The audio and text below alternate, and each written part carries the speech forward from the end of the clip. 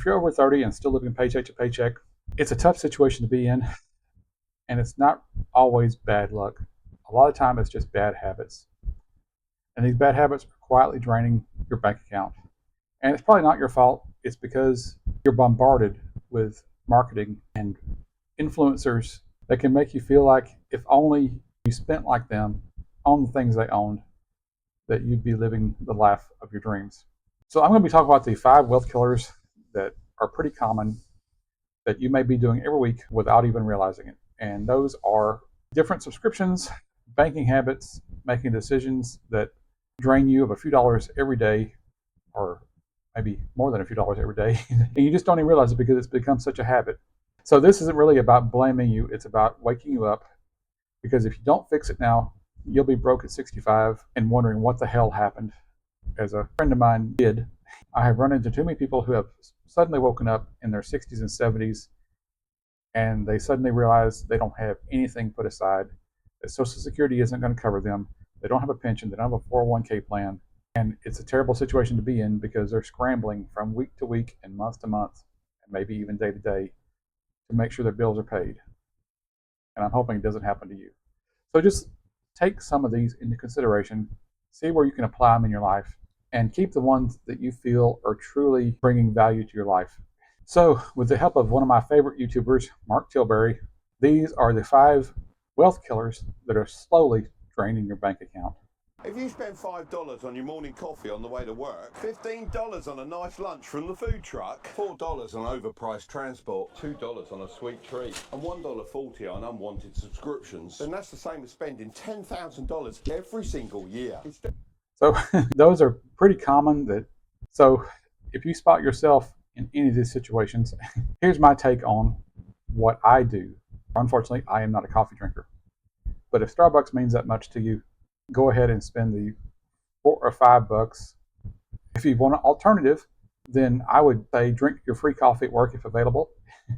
If coffee is not available at your job because your employer is too cheap to provide it, like one of my previous employers, then bring your own coffee. Stop by a grocery store when you catch your favorite flavorings on sale, and just bring them with you. That's the simplest way. Or a hybrid approach is to go buy one of these fast food restaurants like McDonald's and get a cup of coffee for $1, and again, bring your own flavorings and put them in there if you like something more than creamer and sugar. And the third way is you can just cut out coffee altogether or drink it at home. So let's see what else he has to say. You could brew your coffee at home for 50 cents. Traveling more economically, and that doesn't work out in my area. There's no really good local transit system where I live, so that may be out of the realm of possibility for where you are. But if you do have to think about buying a used car, it's the Toyotas, the Hondas. They last for years and years and years with very little maintenance. They're very inexpensive for upkeep, even past 100,000 miles. If you listen to another YouTuber, which I really admire, his name is Scotty Kilmer here on YouTube. He is one of the biggest proponents of buying used vehicles in general, and on his channel he always supports buying good quality used Hondas and Toyotas, and he'll also point out trucks that are not necessarily Hondas and Toyotas. He specific truck models, specific years, if that's what you're looking for. And if you need to have a vehicle, consider a used vehicle, a high quality vehicle. Do your research and then start planning ahead. Don't decide you need a vehicle today. Decide you need a vehicle in whenever, but years down the road, if it's possible, and try never to buy a new vehicle if your budget does not allow you to afford it.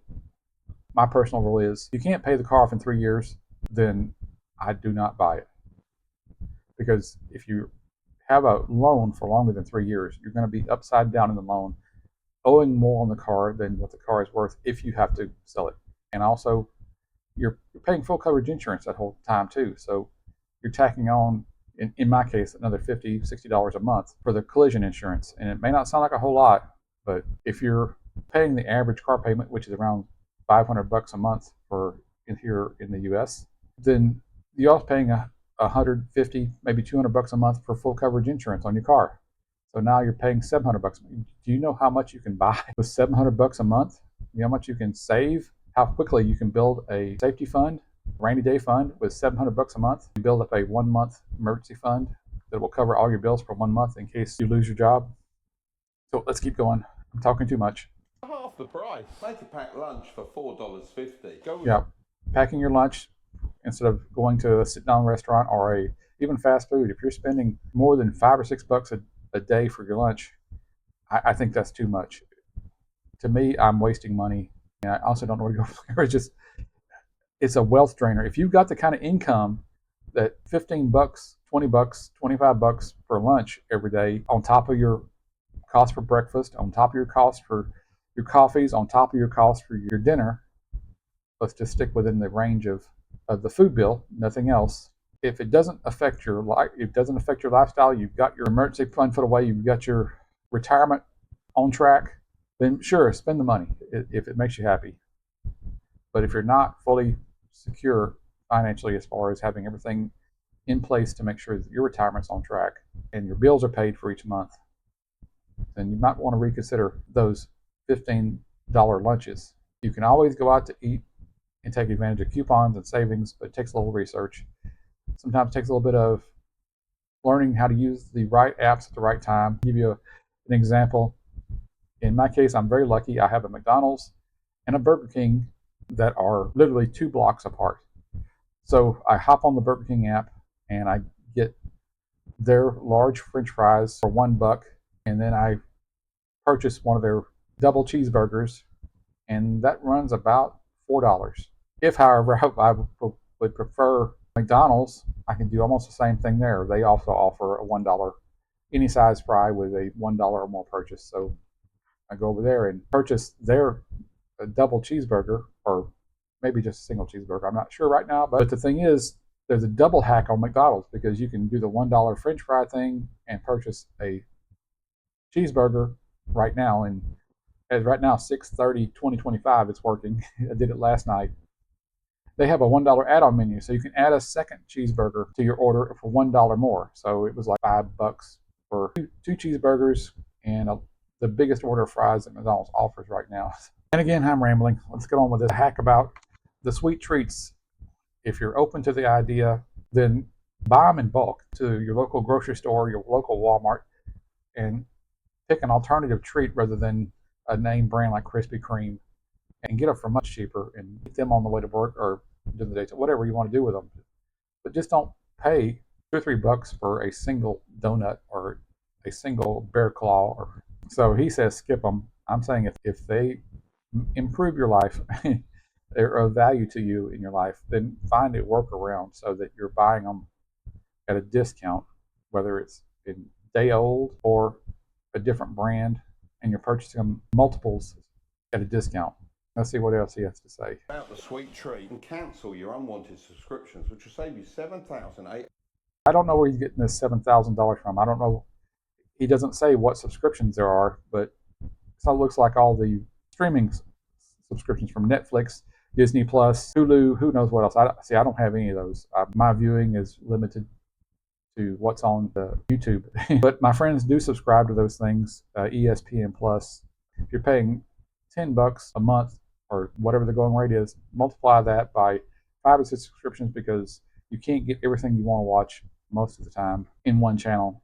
So analyze which ones that you're really not viewing and just cut them out. Disable them for a month, put them on hold if you don't want to cancel them, and just see if you even miss them. I noticed when I had my TV stolen that I did not miss watching regular cable TV on my 65-inch TV. So I just never replaced it. My life has been much better since then. $110 every year. Then if you invest that money in a low-cost index fund. Now here's my favorite part. Unfortunately, he doesn't go into depth on this. The explanation is he's taking all that money that you save from lowering your expenses, putting it into a simple S&P 500 index fund, and these can be invested in any brokerage. Schwab is the one I use. I used to have E-Trade, but Schwab bought them, so I had to go with Schwab or find somebody else. And they're incredibly easy to set up. You just call up the major brokerage, and before I go any further, make sure that your brokerage has physical locations and online locations. I don't feel secure with online only, because what if you lose your internet and you need something done for your account and you don't have a physical location to go to and you just have to wait? Or if the website for the company goes down, at least you can go talk to a person in person. It's like what was a few years ago when Robinhood, I think they had a major outage, and who do you go talk to? You can't call anybody. Anyway, he's saying invest in an S&P 500 index. Vanguard is my favorite. Vanguard has the lowest investing fees. Most of the brokerages will let you buy and sell your S&P 500 index fund or your S&P 500 ETF with no fees. But all these brokerages do offer their own version of the S&P 500 index fund, because they don't all want you to use Vanguard. They want you to use their version of the S&P 500 index fund. And they're all the same. The fees may be a little bit different. I know Vanguard's the cheapest. And on average, the S&P 500 index has returned around 10% a year. I've been investing for 20 years into the S&P 500 index. I've never sold my investments in the up years or the down years. It just sits there. I just forget that it even exists. I have part of my paycheck invested into the account, every pay cycle, paycheck, and I often forget that's even there. The worst thing you can do is jump in and jump out of the market, because I believe it was Warren Buffett that says you got to be right 3 times if you do that. If you're trying to market time, you got to know when to get in, and you got to know when to get back out. And that's a tough call. I have been there. I have done that. I have made the right calls about getting in, and I made the right call about getting out. Then I made the wrong call about getting back in and lost it all. With an average return of 8% per year, in 30 years, you'd have over $1 million.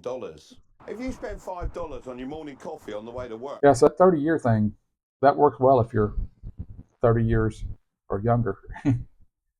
If you're to start out when you're 20 and able to save $10,000 a year, you would have at least expect at least $2 million, maybe $3 million, because the compound interest, that's your biggest strength you have when it comes to investing. If you're in your 20s, 30s, even 40s, you have roughly 40, 30, 20 years of investing time, and that length of time is what will build your wealth by investing into a S&P 500 index. You just don't understand how valuable time is when it comes to allowing an investment to grow.